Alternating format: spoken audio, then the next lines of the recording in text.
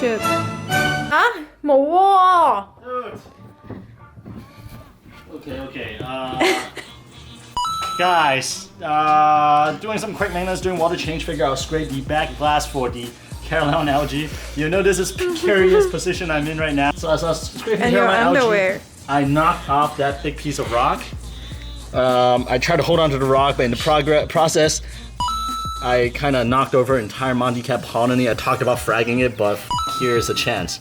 Yeah, oh shit, man. I'm gonna drop the scraper first. And drop it like here, yes. Oh shit, you're cutting the cord. Okay. One thing I thought, holy whoa, shit, here it is. Oh my god! What the What the At least get a good thumbnail. It is a good thumbnail. It is a good thumbnail? Yes, I wanted to move the breast rose to anatomy. Here it is. Yeah. Let me spin this thing around so we can get a good look. Oh shit! Wow. What the F? Ew. Oh! Okay, sorry, something just broke off. I just freaked out. It was the piece of xenia rock. Oh my god. Let me just kind of move it to the side so we can look at the tank without this. Let me see how it looks. I'm really curious. This is like a quarter of the tank right now. Oh shit, see how the aquascape just opened up? Oh, that's cool. Yeah. What the f? So empty now. Look at that. Can I lift this whole thing out? Let's see what it looks like. So again, this is unplanned. I just accidentally knocked it over. I've talked about doing something like this, but I was not planning on doing it today. As I was doing water change, I just knocked the whole thing. I knocked off a rock, which in turn knocked the whole thing over. Holy crap.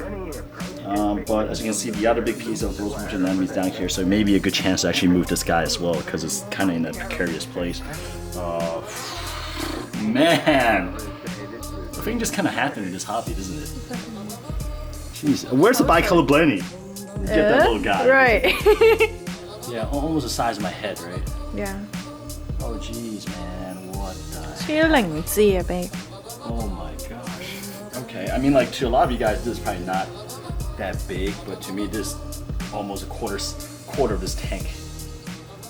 Man, this grown in about, I'll say maybe a little bit more than half a year. Ever since I started dosing, it just started exploding in growth.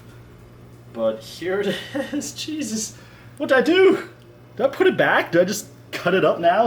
So right now it's not so much fragging the coral, it's more like getting the rose potato anatomy off this colony. So look right here, You see how it's attached to the bottom pieces? I was trying to break it off by hand, thinking it would be like a potato chip, but it's much harder than I thought. So I'm gonna Dremel it. I was thinking about using a flathead screwdriver and hammer it, but I feel like as soon as I hammer it, the whole thing's gonna break apart. Good. Ew, that's not bad. Oh, it breaks.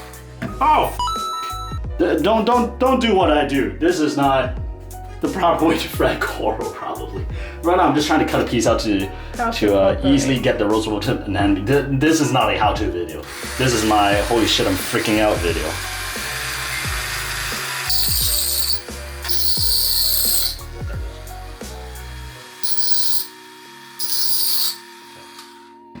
All right, guys. So here it is. Put it in the right place. Why are you laughing? So inappropriate. Alright, put it back in the tank. Let's go. Let's go.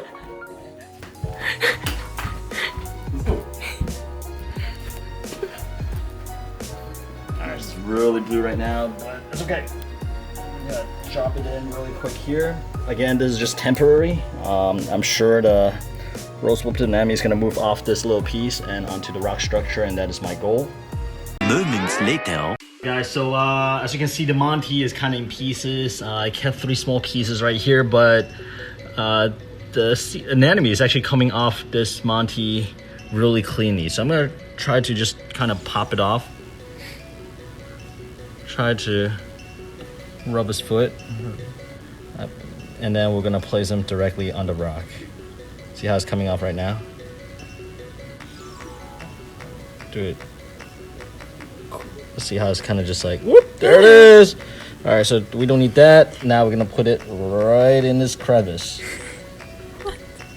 This is in a Inappropriate Reefer style. And I like to just kind of hold an enemy there for about 20-30 seconds. Usually that's enough time for it to attach, especially if it's healthy. And they like to really stick their foot in the crevice upside down, so that seems to be a perfect spot. It's really close to a frog spawn, but we'll figure it out. End of flashback.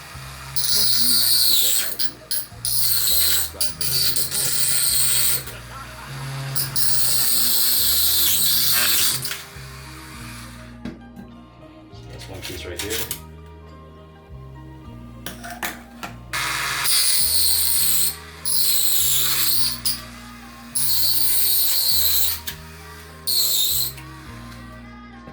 That's almost all of them that I want to keep. Let's see. The base, this part's still good, but I don't think it's worth cutting. This piece, here we go, there's another piece. Alright, I think this is pretty much it. To destroy the whole thing? These are the pieces we got, and I think I'll probably keep like, maybe I will frag this back a little bit more.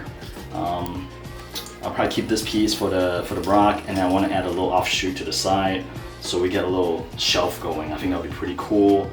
The other stuff, I'm gonna ask my local friends who want them to come and grab them, pick them up. I'll have them in some for now.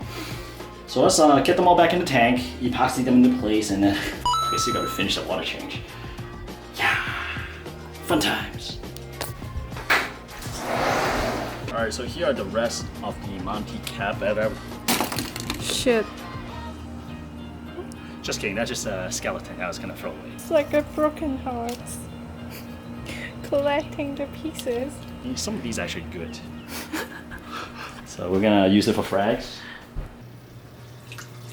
2 weeks later. Hey, what's up, Reefer? So it has been almost 2 weeks since I knocked over the Montipora Capricornis, and as you can see, things settling back in. As you can see, I kept, let's see, that's actually one piece, Monty cap, and then another piece right here who's already getting stung by the bubble tip anemone, so that's probably not a good placement. So I kept 2 pieces and a 3rd piece right here. This used to go right there until the rose bubble tip anemone decided to move from up here to down here and take over this entire quadrant. So as you can see, things like kind of getting back to normal. Except it's gonna take maybe, I would say, like 3 or 4 months for the Monty to kind of grow back in again. And the rose bubble tip anemone is actually at a pretty decent space, because if you remember from last video, I got the Black Widow bubble tip anemone up here, and I'm hoping that it's gonna move up the rockwork to over here eventually as it get a little bit larger.